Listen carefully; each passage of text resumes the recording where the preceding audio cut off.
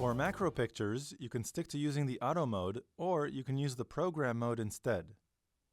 With the program mode, you'll need to manually set the macro function.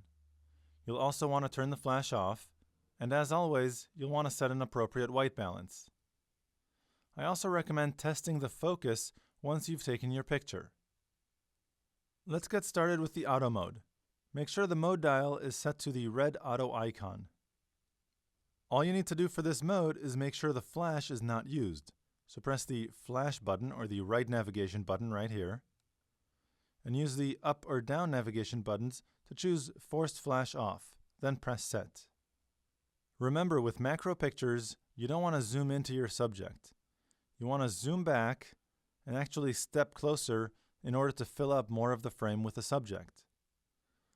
With the subject framed the way you want it, press the shutter button halfway to lock focus. With the focus locked, you can then press the shutter button the rest of the way to capture the image. To have more control over the camera's functions, such as white balance and focusing, I recommend using the program mode instead. Turn the mode dial to P. Like the auto mode, the program mode still sets the exposure for you, but it does give you control over things like white balance and focusing. Let's go ahead and activate the macro function first.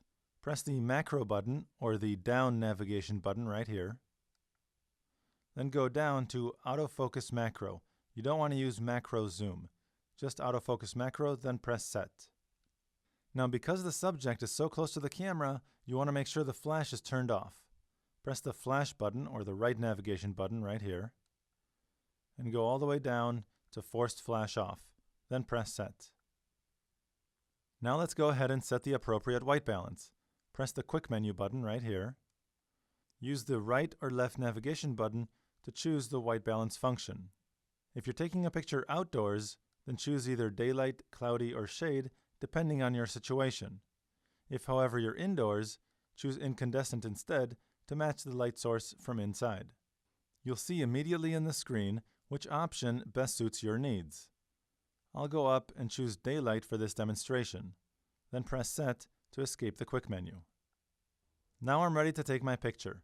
My white balance is properly set, my flash is turned off, and my macro function is activated.